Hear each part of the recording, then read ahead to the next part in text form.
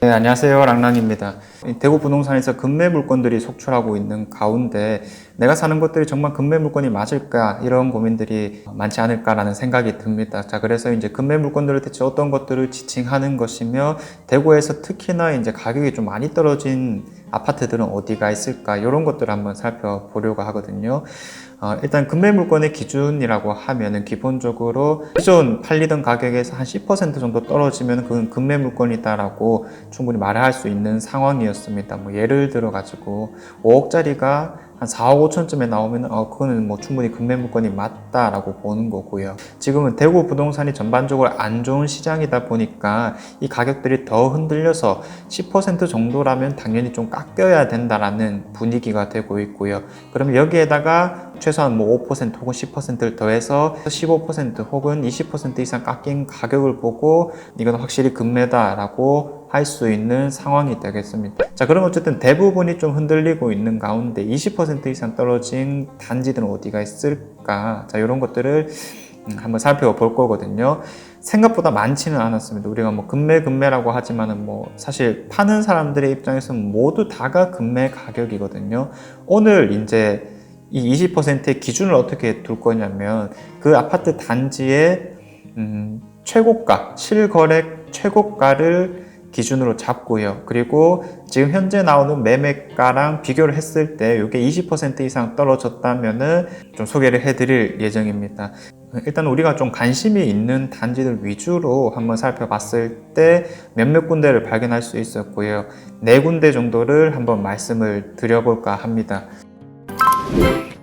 가장 먼저 우리가 수성구를 한번 살펴볼 수가 있을 건데 조금씩 떨어지는 곳들이 있다라고 했을 때 특히나 많이 떨어진 곳이 이편한 세상 범어라는 아파트입니다. 자, 2015년식 아파트이고요. 매매 물건이라든지 전세 물건들 혹은 월세 물건들이 좀 쌓여 있다라는 것을 알 수가 있습니다. 이 실거래가 기준으로 봤을 때 110A 타입의 21년도 3월에 거래된 내역이 있습니다. 10억 3천에 거래가 되었었거든요. 자, 그리고 이제 요것들을 기존 지금 현재 있는 매물이랑 한번 비교를 해보자면 중층 이상인데 7억 7천에 지금 매매가 한 개 나온 것을 알 수가 있습니다. 물론 이제 동이라든지 층이라든지 향 이런 것들은 차이가 있겠지만은 전반적인 흐름을 잡기 위해서 우선은 중층 이상을 기준으로 한번 잡아봤을 때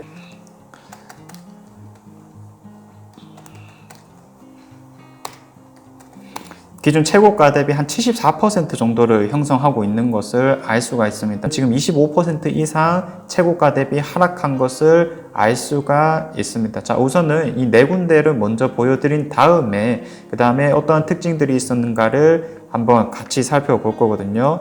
자, 일단은 이편한 세상 범어는 한 74% 정도가 되었었고요. 자, 그 다음에 이제 북구 침산동에도 우리가 하나 발견할 수 있었거든요. 오페라 3정 그린코어 더 베스트라는 아파트입니다. 자, 2017년에 들어왔는 아파트이고요. 나름 이 일대에서는 상징성이 있는 지금 현재 있는 아파트들 중에서는 대장금 아파트다라고 볼 수 있는 상황입니다. 2017년 10월 달에 들어왔고요. 역시나 매매 전세 월세 물량이 좀 쌓여 있다는 것을 알 수가 있습니다. 자, 물건의 거래가를 한번 확인을 해보자면 자, 84 타입은 단일 타입으로 형성이 되어 있고요.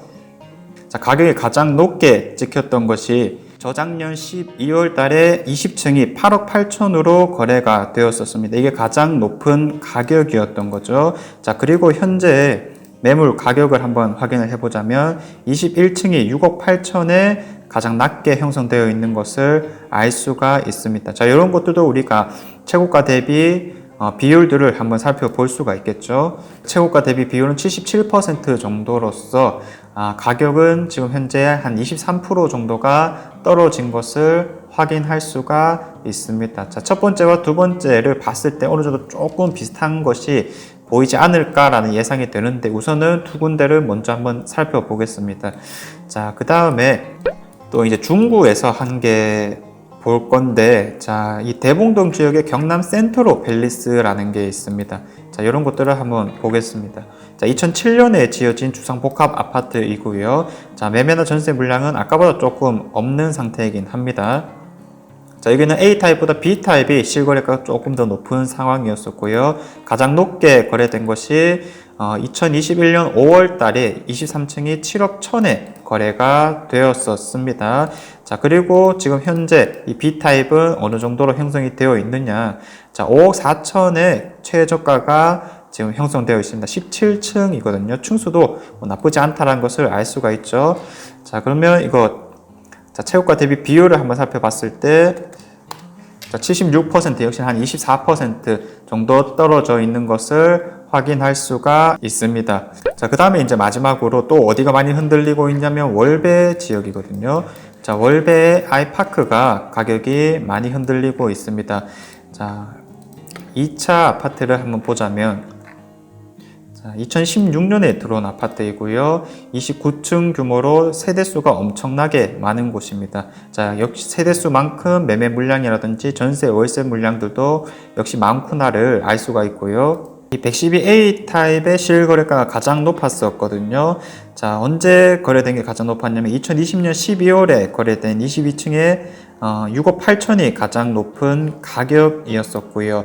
자, 지금 현재 이 A 타입의 가장 낮은 매물을 보면은 저층은 조금 제외를 하고 봤을 때 29층이 5억 5천에 나와 있는 것을 확인할 수 있습니다. 탑층이니까 층수는 오히려 이런 것들이 좀 더 낫지 않을까라고 볼 수도 있겠죠. 그럼 비율을 한번 살펴보자면 최고가 대비 한 80% 정도 형성한 것을 알 수가 있습니다. 역시나 20% 가까이 떨어졌다라는 것을 알 수 있고요. 그 밖에도 이제 뭐 월배 아이파크 1차라든지 AK 그랑폴리스 역시 많이 흔들리고 있는 상황이었습니다. 네 군데의 특징들을 한번 뽑아보자면, 일단 첫 번째 우리가 확인할 수 있는 것은 입지가 좋은 곳에 그 입지 안에서 또 선호되는 아파트들이 많이 흔들리고 있다. 특히나 요것들을 알 수가 있습니다. 그리고 두 번째는 뭐냐면은 연식이 생각보다 오래되지 않았다라는 것을 알 수가 있습니다. 특히나 2015년 이후에 들어온 아파트들이 대다수였기 때문에 이런 것들이 대체 왜 흔들리고 있는 것일까를 다시 한번 생각을 해줘야 되는 거겠죠. 자, 그래서 공통점을 다시 한번 정리해 보자면 그 입지 내에서 괜찮은 아파트였다는 점, 그리고 생각보다 연식이 오래되지 않았다라는 점이 있었습니다. 자, 그러면 이러한 것들이 왜 가격이 흔들리고 있는가를 우리가 잘 한번 생각을 해봐야 되는 건데, 급매 가격이라고 하는 것은 당연히 그 집주인이 급하다라는 것을 의미하지만은 지금 가격이 많이 떨어지는 곳들이 대체로 비슷한 성향을 가지고 있다 보니까 어느 정도 해석이 가능할 거거든요. 자, 가격이 왜 이렇게 많이 떨어진 곳일까? 이런 것들의 요인은 무엇일까? 일단 가격이라고 하는 거에 대해서 기본적으로 우리가 가져야 되는 생각이 뭐냐면은 가격은 누가 정하는가입니다. 자, 가격은 누가 정하냐면 결국에는 집주인들이 정하는 거거든요. 내 집이니까 내가 정하는 게 당연하다라고 하는 건데, 그러니까 쉽게 말을 해가지고 나 그냥 이 가격에 팔 거면 안 팔란다라고 하는 사람들이 분명히 있을 거란 말이죠. 그럼에도 불구하고 싸게 내놓는다라고 하는 것은 그만큼 그 사람이 급하다라는 거고 많이 흔들리고 있다라고 하는 건데, 집주인들이 대체 흔들리고 있는 이유가 무엇일까? 한 세 가지 정도를 예상할 수가 있습니다. 자, 일단은 첫 번째가 투자자들이 너무 많았다라는 거죠. 그 일대에서 괜찮은 아파트이다 보니까 투자자들이 상당히 많이 몰리게 되는 거고요. 이런 투자 심리가 상승했을 때는 호가가 너무 급상승한다라는 측면이 분명하게 있을 수 있겠죠. 거래량이 상승하면은 부동산 가격이 올라간다, 이런 것들은 기본적인 원칙인 건데, 그 심리에 좀 좌지우지 돼가지고 추격 매수를 하는 사람들이 많이 늘어났다라고 볼 수가 있겠습니다. 그런데 이제 사실 그 아파트 입지에 대한 것들도 제대로 분석하지 않은 상태에서 단순하게 나도 지금 빨리 사야 되겠다라는 급한 마음으로 접근을 했다라면 이거 흔들릴 수밖에 없다라고 하는 거겠죠. 이런 것들은 두 번째 요인으로 또 나아갈 수가 있거든요. 상승하는 건 좋은데 단기간에 너무 많이 올랐다라는 거예요. 자, 단기간 급등을 했다. 특히나 최고가를 찍은 시점이 대체로 비슷하거든요.